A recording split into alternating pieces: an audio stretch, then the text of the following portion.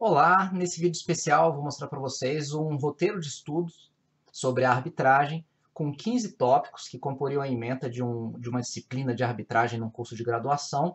Vários desses tópicos, na verdade 11 deles, já tem neste momento vídeo no canal com um resumo sobre o seu conteúdo essencial. Então basta entrar na playlist sobre esses meios adequados de resolução de disputas, temos já diversos vídeos sobre a arbitragem, né? Então eu falo 11 vídeos sobre arbitragem. Temos diversos outros vídeos também sobre outras formas de resolução de disputas, como, por exemplo, a conciliação, a mediação, a negociação. E, enfim, né, vamos ainda completar esse roteiro de estudos com outros vídeos resumitivos ao longo aí dos próximos meses. Para ter acesso a esses vídeos que vão surgir, né, assinem o canal. Meu nome é Daniel Ishihara, sou professor de Direito, mestre em Direito, leciono há mais de 15 anos, nessa disciplina sobre os meios adequados de resolução de disputas já há mais de 10 anos, e esse roteiro faz parte do curso de graduação que a gente tem em Faculdade de Direito, em que em uma disciplina só a gente trata de negociação, conciliação, a mediação e a arbitragem. Então trago aqui o que seria uma ementa de um curso que fosse específico para a arbitragem na graduação. Temos diversos outros vídeos aprofundando também outros assuntos, como comentei há pouco. No caso da arbitragem, vamos lá a esse roteiro. Lembrem que eu não vou aqui falar do conteúdo e qual é o resumo em cada um dos tópicos, senão esse vídeo teria aí pelo menos umas 4 horas, mas nesse vídeo eu apresento o que precisa ser estudado. Então eu uso esse vídeo como um guia de estudos, um roteiro de estudos, para ter uma noção de qual é um estudo completo, né, para nível de graduação, sobre a arbitragem, e aí, se quiser alguma ajuda sobre o resumo do conteúdo de cada um desses tópicos, temos aqui na descrição do vídeo uma lista com o link para cada um dos vídeos numerados de 1 a 15, conforme vocês veem aí na tela. Para começar aqui, o primeiro vídeo recomendado é um vídeo que trata das características, o conceito de arbitragem, suas características, enfim, conhecer o que é arbitragem. São noções introdutórias. Nas características, por exemplo, a gente menciona que é um processo heterocompositivo, heterônimo, que é uma solução mais rápida que é encontrada no Poder Judiciário, ela é deformalizada, não tem as formalidades do Poder Judiciário. A gente fala da sigilosidade, a gente também comenta das novidades da sentença arbitral, e a gente fala sobre a autonomia das partes, que é amplificada. Vários desses tópicos são aprofundados depois desse primeiro vídeo. Ele trabalha muito mais um resumo de o que é a arbitragem, para que as pessoas possam ter um primeiro contato, uma primeira noção do que é a arbitragem. Esses assuntos são todos aprofundados em outros vídeos mais adiante. Um segundo vídeo é importante para a pessoa poder se localizar em relação às demais formas de resolver disputas. Quais são os meios mais adequados de resolver cada tipo de disputa? Raramente esse meio mais adequado é por meio do Poder Judiciário. Normalmente a forma mais adequada de resolver uma disputa vai ser uma autocomposição, como por exemplo a negociação, a conciliação, a mediação, ou também não acontecendo, não havendo essa possibilidade de consenso entre as partes, aí sim a gente fala de arbitragem e da jurisdição estatal, né, com o uso do Poder Judiciário. Essas duas modalidades são heterocomposições, e a gente foca então nessa parte, nesse roteiro de estudos, a gente foca na arbitragem. Para compreender melhor esse conceito, né, de autocomposição ou heterocomposição, ou antes deles, o que é autotutela, bem como outras formas de se classificarem os meios adequados de resolução de disputas, como por exemplo entre heterônomas e autônomas, temos um vídeo no canal sobre essa parte conceitual, juntamente com a noção de acesso à justiça, juntamente com a noção de teoria do conflito, compõe a base teórica que se estuda no restante da disciplina. Não está nesse roteiro de arbitragem, mas compõe, né, um núcleo introdutório de conteúdo sobre os meios adequados de resolução de disputa como um todo. O segundo tópico abordado num curso de arbitragem fala das inovações trazidas pela lei da arbitragem. Então esse vídeo vai tratar, nesse tópico, o que precisa ser estudado. E temos um vídeo resumindo isso em 4 pontos principais. Primeiro, falar das cláusulas compromissórias, como elas são antes e depois do surgimento da lei da arbitragem. A lei da arbitragem é a Lei 9.307, que surgiu em 1996. Né? Então, como era antes e como era depois. Uma segunda parte também é identificar como é a cronologia das leis e como que a autonomia das partes, ou seja, daquelas pessoas que se submetem à arbitragem, como essa autonomia foi crescendo, como que ela foi trabalhada e tratada na evolução legislativa sobre o assunto. Né? Por exemplo, as partes podendo escolher qual direito vão aplicar, qual processo que elas vão aplicar, além de poder escolher qual árbitro vai julgar a causa deles.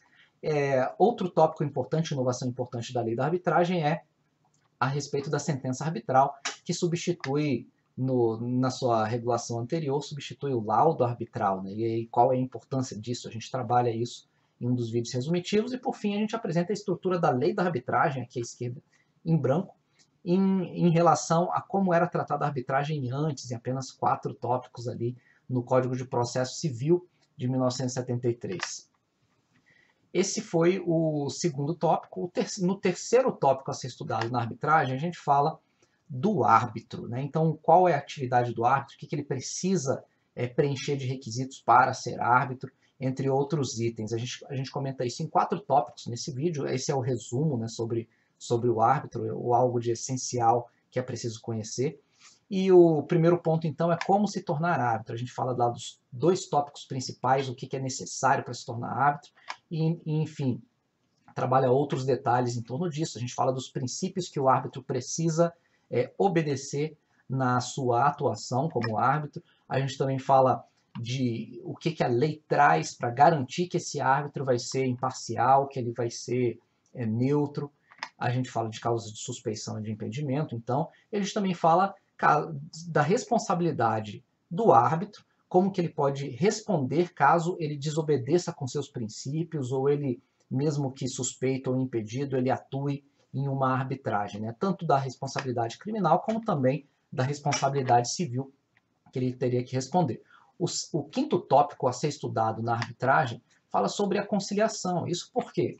Porque o árbitro, na hora de iniciar a sua audiência, né, na sua primeira audiência da arbitragem, ele tem o dever de tentar conciliar as partes. Então, devido a esse dever que existe na arbitragem de uma tentativa de conciliação, é essencial que no estudo da arbitragem se tenha pelo menos uma noção sobre a conciliação. Essa noção pode ser resumida, pode ser trabalhada em 3 tópicos principais que eu trago por aqui. O primeiro falando da conciliação e mediação, ou seja, autocomposições em geral. Um segundo falando de princípios que são obedecidos por essas autocomposições. E um terceiro vídeo falando das 3 dimensões que essas autocomposições resolvem e que nem sempre a arbitragem ou o poder judiciário, na sua jurisdição estatal, conseguem resolver. Para saber mais sobre conciliação, isso tem um roteiro de estudo próprio, temos diversos vídeos sobre isso, não apenas esses 3 que são relacionados aqui, mas a conciliação ela também tem, seria uma disciplina à parte, ela também tem suas 60 horas aula para um curso completo de conciliação, mais as horas de aulas práticas, ou seja, de conciliação prática supervisionada. E no primeiro vídeo recomendado sobre a conciliação, em 4 tópicos, a gente fala do conceito de conciliação e mediação, quais são seus elementos, o elemento subjetivo, objetivo metodológico. Você precisa também conhecer da conciliação qual a sua classificação entre extraprocessual, a conciliação paraprocessual, a conciliação processual, que é o exemplo da conciliação promovida dentro de um processo arbitral, né, como é o exemplo agora, uma conciliação processual. E, por fim, quais são os procedimentos que um conciliador precisa adotar durante aquela conciliação. Claro que os procedimentos eles não devem ser obrigatoriamente seguidos, né? A conciliação não tem um procedimento formal estrito, então o conciliador ele pode informalmente, né, modificar aqui a ordem ou inclusive eliminar alguns desses elementos, mas esse é um roteiro básico de como proceder com uma conciliação, e no estudo da arbitragem isso precisa ser conhecido também. Outro tópico sobre a conciliação é conhecer os princípios. Que princípios norteiam a conciliação e a mediação? Então a gente fala aqui em vários princípios que são trabalhados pela lei na conciliação, a gente descreve um a um nos vídeos resumitivos também. E a gente traz princípios adicionais que a gente não encontra na lei, mas que se encontram na doutrina sobre o assunto, né? Quais são esses 5 princípios adicionais e como que a doutrina trabalha cada um deles. A gente também fala, por último, sobre as dimensões que são abordadas pelas autocomposições e que nem sempre são resolvidas pelas heterocomposições. Aqui a gente fala, por exemplo, da dimensão eficientista, a gente fala da dimensão social e a gente fala da dimensão política, que aborda lá o artigo 3º, inciso 1 da Constituição Federal, né, tratando sobre a participação do povo na realização da justiça, quando você coloca a decisão de uma disputa nas mãos de um terceiro, ou seja, de um juiz ou de um árbitro, o povo em si, as partes não estão participando dessa justiça, daí uma dimensão, a dimensão política, ela não é resolvida, ou pelo menos ela não é abordada quando se usa uma heterocomposição como a arbitragem. Isso a gente comenta no vídeo específico sobre as 3 dimensões das autocomposições. Por fim, a gente também trabalha alguns exemplos para aplicação, né, desses conceitos e dessas dimensões na legislação que existe sobre as autocomposições, como identificar essas dimensões em funcionamento. Então a gente faz aqui a análise de uma resolução que trabalha a dimensão eficientista, social, e fala também de conceitos de disputa versus conceito de conflito, algo que quem estudou teoria do conflito, temos um vídeo resumitivo sobre isso, que se chama Teoria do Conflito, né, com esse estudo, a própria resolução teria um melhor texto, isso é comentado lá no vídeo sobre o assunto. Sexto tópico é também conhecer a negociação. Por quê? Porque para se promover uma conciliação ou para tentar facilitar a negociação entre as partes, no estudo da arbitragem é necessário que se tenha pelo menos noções gerais de conciliação. Então, no nosso vídeo sobre negociação, no canal a gente traz um resumo em 3 tópicos, né, para auxiliar então quem vai estudar. Negociação, essa é a essência. Primeiro, entender qual que é a diferença entre uma negociação competitiva e uma negociação cooperativa, também chamada de negociação baseada em princípios ou negociação baseada em resolução de problemas, em um sistema integrativo, transparente e ético.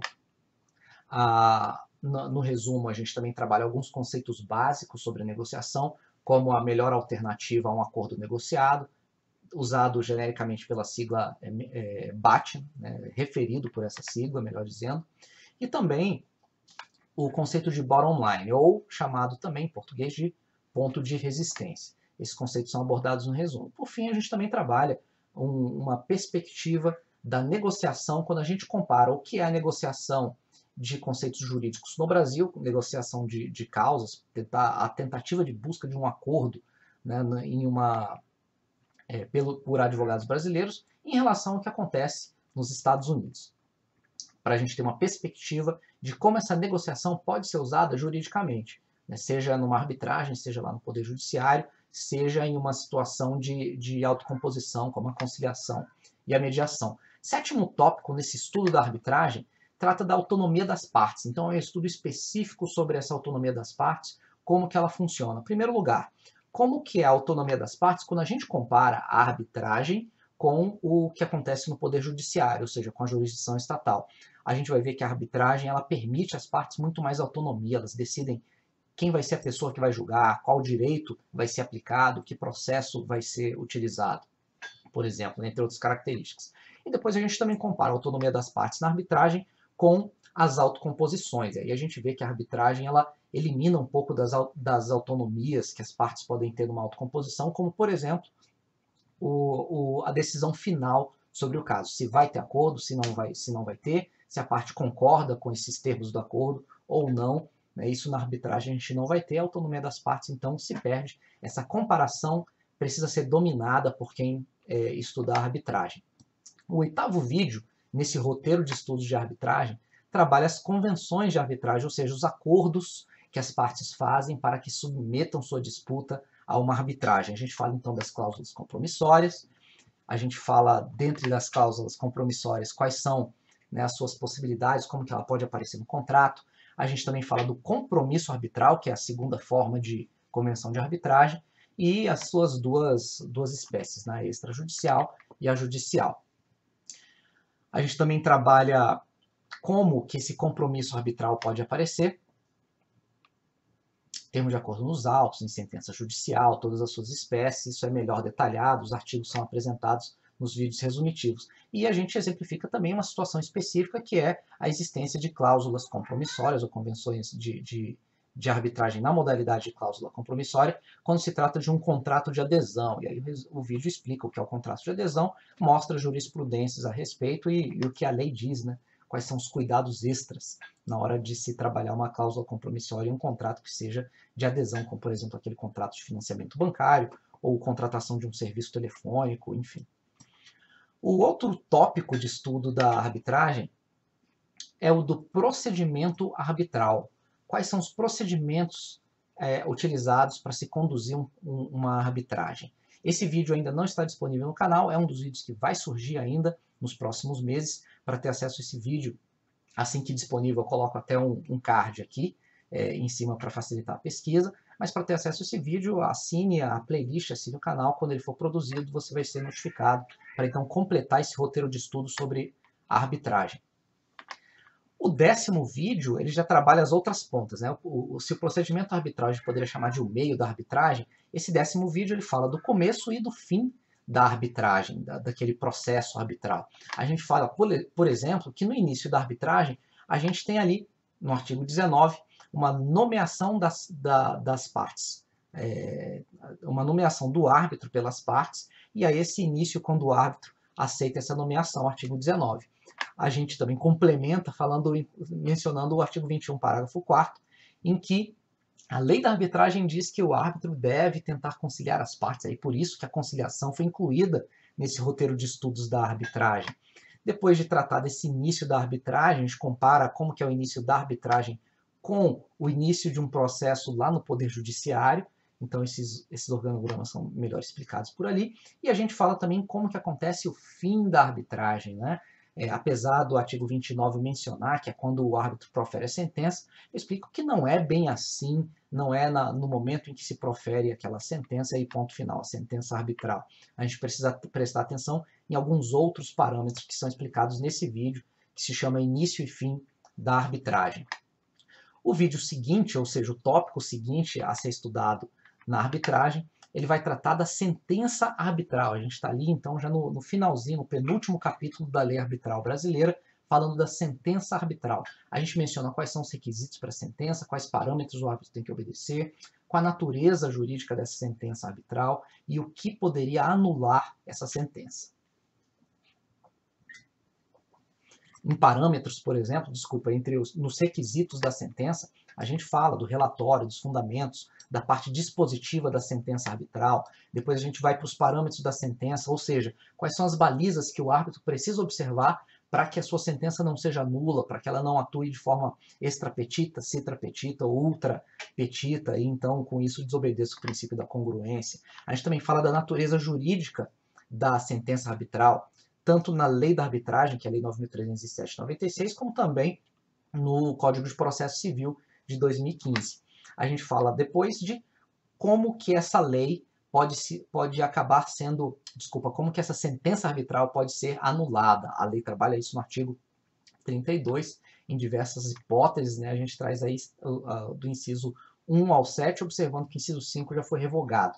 Então temos aí 6 hipóteses, temos 7 hipóteses, né, de nulidades possíveis. A gente vai do inciso 1 ao 8, corrigindo aí. Do 1 ao 8, como 5 foi revogado, temos 7 hipóteses ao todo. Esse é o estudo da sentença arbitral brasileira. O último capítulo da lei de arbitragem trabalha a sentença arbitral estrangeira, que precisa ser internalizada no Brasil para que então ela possa ser executada ou reconhecida. Então o primeiro ponto é entender o que é a internalização de uma norma.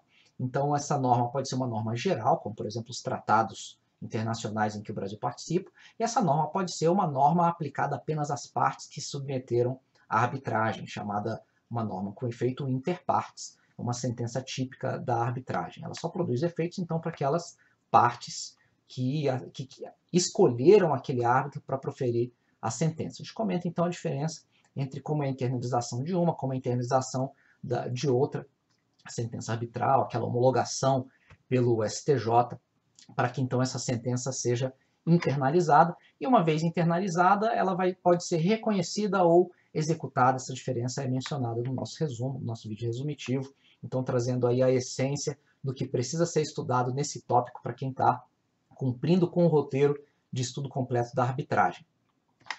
O 13º tópico trabalha então vou fazer o zoom aqui, ele trabalha quais são as mudanças que foram promovidas na lei da arbitragem em 2015. Então notem que a lei da arbitragem, a lei 9.307 de 96, ela foi modificada em 2015 pela lei 13.129, quais foram as principais alterações. Então esse vídeo, no futuro, quando ele surgir, eu vou inclusive colocar o card aqui, mas surgindo o vídeo, né, a gente vai comentar sobre a arbitragem com a administração pública, quais são os prós e contras dessa novidade de 2015, e enfim, a gente trabalha outros dos tópicos trazidos pela Lei 13.129, vários deles já abordados, inclusive, em outros vídeos, mas agora sintetizados, quais são as novidades de 2015 na Lei da Arbitragem.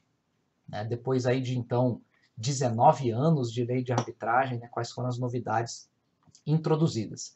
O 14º tópico trabalha aqui as principais jurisprudências com a arbitragem, um estudo necessário para se ter uma noção completa da arbitragem, é ver como que essa arbitragem foi contestada no Poder Judiciário, como o Poder Judiciário enxergou a utilização da lei de arbitragem. Eu estudo então das jurisprudências. Quando esse vídeo surgir, coloco o card aqui em cima. O último vídeo, o último tópico a ser estudado, ao se completar um curso de arbitragem, é entender quais são as perspectivas da arbitragem no Brasil. O que podemos esperar da arbitragem no direito brasileiro, como que deverá funcionar essa arbitragem no futuro, se esse mercado cresce ou não, e isso junto com uma análise comparativa da arbitragem no Brasil em relação à arbitragem em países onde ela existe há mais tempo nesse formato, que no Brasil só chegou em 96, e o que podemos esperar então da arbitragem para o futuro. Será que é um bom mercado para quem está pensando em atuar na arbitragem? Será que ela tem potencial para crescer? Isso vai ser trabalhado nesse vídeo futuro. Para ter acesso a esse vídeo, então, mais uma vez, se inscreva no canal. Esse vídeo surgindo, vocês serão notificados. E esse então foi o vídeo sobre o roteiro da arbitragem em um curso de graduação. Seria uma ementa completa, tópico por tópico. Se esse vídeo então lhe foi útil, seja para organizar o estudo da arbitragem, seja como um índice sobre qual ordem dos vídeos deste canal você deve assistir, é o que vocês encontram aqui na descrição do vídeo, seja útil na construção da ementa da sua disciplina, na faculdade onde você leciona. Então, por favor, deixe aqui, assine o canal, deixe aí a sua curtida, compartilhe, mencione esse vídeo com seus alunos ou com seus colegas que estudam a arbitragem, e aí com isso ajude a levar esse vídeo para o maior número de pessoas possível. É um conteúdo gratuito que está aqui à disposição, já demonstrando como chegar a um conhecimento completo da arbitragem para um nível de graduação. Tá claro que ele não substituiria um curso para se tornar árbitro, Obviamente isso exige mais estudo. O canal aqui ele traz resumos, qual que é a essência em cada um desses tópicos, mas cada tópico pode ser explorado, porque na atuação em arbitragem é preciso conhecer muitos outros detalhes. Isso a gente consegue em cursos presenciais. A intenção do vídeo é exatamente trazer um roteiro, um resumo de qual é a essência, o que estaria na primeira página de um livro sobre a arbitragem, um livro sobre cada um daqueles tópicos. Isso é o que é trabalhado aqui no canal. Então, mais uma vez, muito obrigado pela sua audiência. Esse, então, é um vídeo que sai final de ano, é praticamente um especial de Natal sobre a arbitragem. E assine o canal para receber os próximos vídeos ao longo dos próximos meses. Muito obrigado, até o próximo vídeo.